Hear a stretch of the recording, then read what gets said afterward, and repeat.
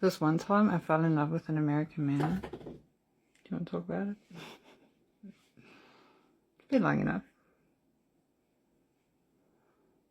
So for those of you who don't know me, my name's Chaos. I'm a South African living in the Netherlands. And I fell in love with a man living in America and flew there to meet him. So Randy and I met on a stream. He was a moderator for another girl. And her and I were both new at streaming and we were going to stream together.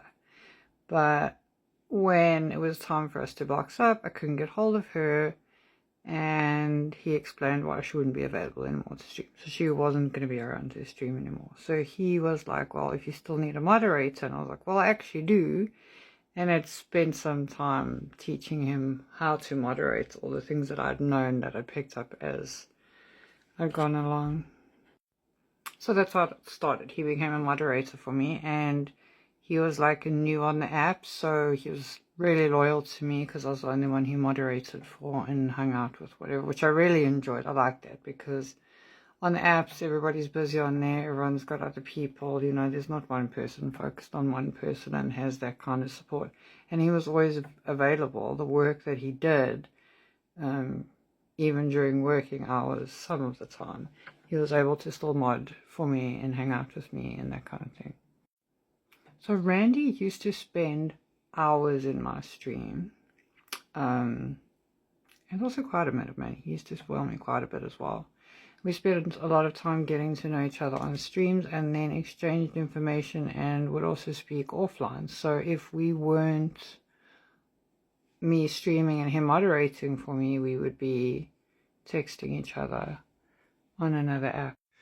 And I really, really started to like him. Like, we got on so well. I really enjoyed his company. I missed him when he wasn't around. I couldn't wait to tell him anything. He was so good at calming me down and seeing my vibe and seeing my mood. Like, on the stream, he was very good at like managing other people and like stopping people from upsetting me. Like, if people would start saying something, he would know, okay, that's gonna upset Chaos. We're trying to keep it light and fun.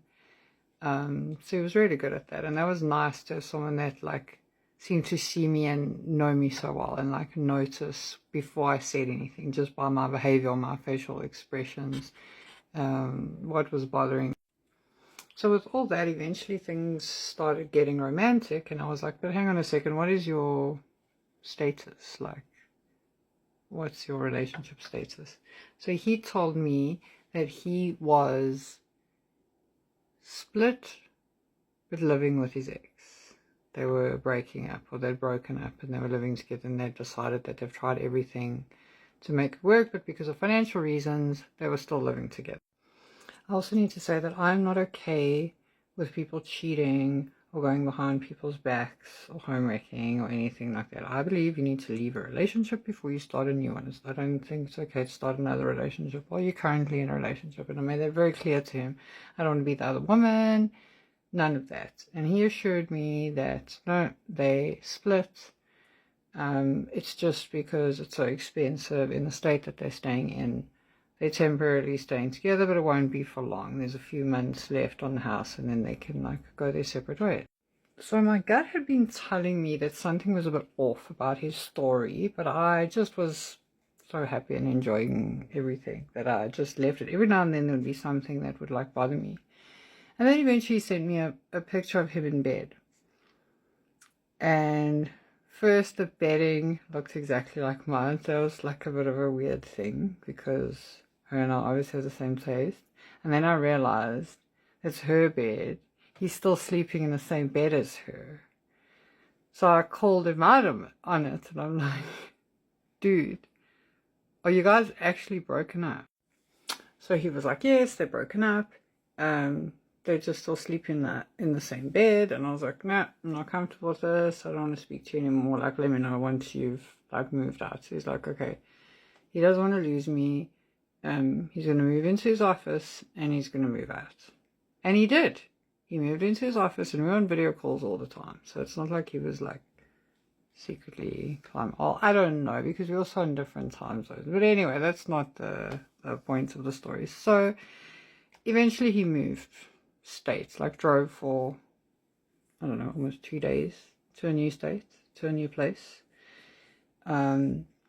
And by then we were like on video calls 24 hours if I wasn't streaming or if he wasn't working or, you know, whatever. The kids knew him, everybody knew him, he was involved in everything. And then we started planning that we were going to meet each other. So when I say we, I say he put money together, he paid for the flight, so he sent me the money. I booked the flight and off I went. And the reason I ended up flying to him instead of him coming to me was I already had a passport, and him getting a passport would take a whole lot longer, especially because he moved states and he was busy having to register in a new state. I don't know how exactly it works in America, but it wasn't so quick. I flew to America and I was a little bit traumatized at the airport. So I've traveled a lot in my lifetime. But traveling in America was very stressful. At the airport, I felt like a criminal, and I obviously wasn't, but the way they speak to you is wild. So it's very stressful. Landed in America, I won't say exactly where. I think it took 18 hours for me to get there. And he fetched me from the airport. It was magical. It felt like how it had been online when we were on video calls, like we just connected. It felt so natural to be together, and I'd always had this feeling like I kind of knew him, like even though I didn't, like when I first saw pictures of him and when I first started speaking to him, he felt just so familiar to me. I don't know if it's because he just looked familiar or something, but anyway, when we met in person, it felt like that as well. I didn't feel uncomfortable if he tried to touch me or whatever, and I don't like people touching me, especially strange people. Like, it takes me a long time to just hug a person. So I was like, oh my god, this is it. I finally met him. Like, this is the one. But unfortunately, that was not the case. So he had moved to his aunt's attic and was sleeping on a single bed. And then I spent 17 days in that attic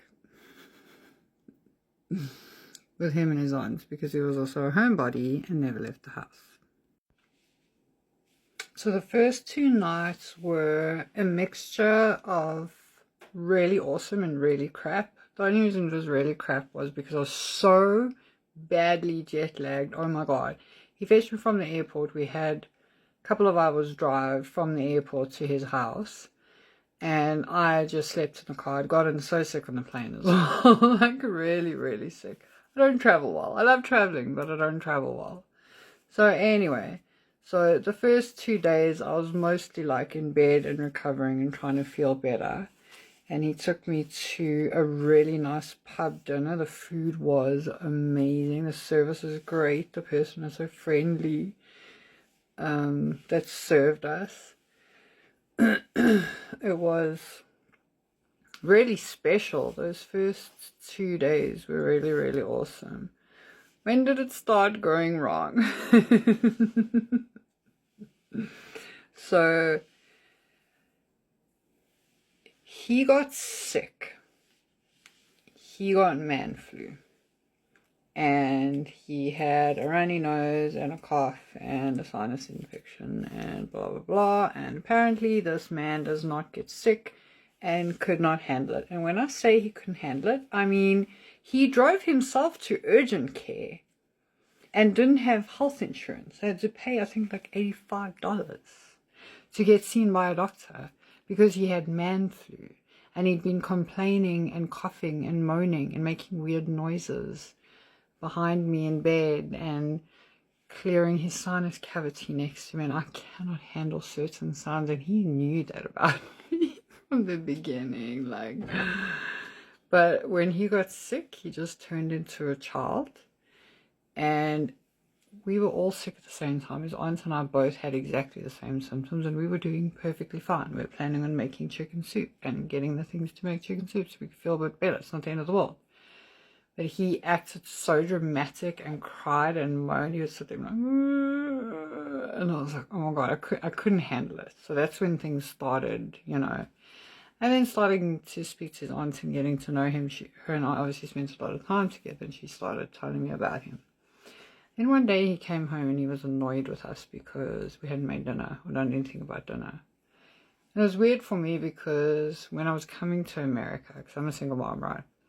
And when I was coming to America, he was like, you're going to be on vacation for those 17 days. You're not going to have to worry about cooking or cleaning or doing anything. You're just going to chill. I'm going to take care of you, blah, blah, blah. So I thought it was a bit weird. But I was like, it's fine. I want to cook. I like cooking. We need the chicken soup. We need the stuff, whatever. So, yeah, I said I'd cook. So we went to the grocery store to get the groceries. And then he started complaining about how expensive everything that I was getting was. And I was like, well, if you want like lasagna with the right ingredients, like good lasagna, then, you know. So there were all those little things that started adding up. And then there was one more thing that sealed the deal. But yeah, let's just say the last few days that I had in America, I was very anxious and very emotional and very stressed. And even the people in my streams were worried about me and looking at me like, one guy comes and he's like, blink twice if you need help. But I'm sad because I miss the original Randy, like the guy that I got to know, the guy I got to know. And I really enjoyed that, like, thing that we were building, even though it wasn't, I guess it wasn't real, I don't know. Still really hard for me. Afterwards, I told him exactly how I felt, like I didn't think this was going to work, and I told him my reasoning why. But he didn't want to have any more contact with me, and a little while later I tried to contact him again because I had some stuff, and we spoke a little bit, but he just didn't seem, he was obviously not interested in speaking to me. So yeah, it's weird. I still miss him, even though I know we were wrong for each other and it was never going to work. That's like 1 year that we had of, I guess it was just fancy, and that's why it was so nice, because it wasn't real yet. So anyway, that's the story of how I fell in love with American Man. And why I'm hesitant to give you guys my number. Okay, I'm ready. I better go stream.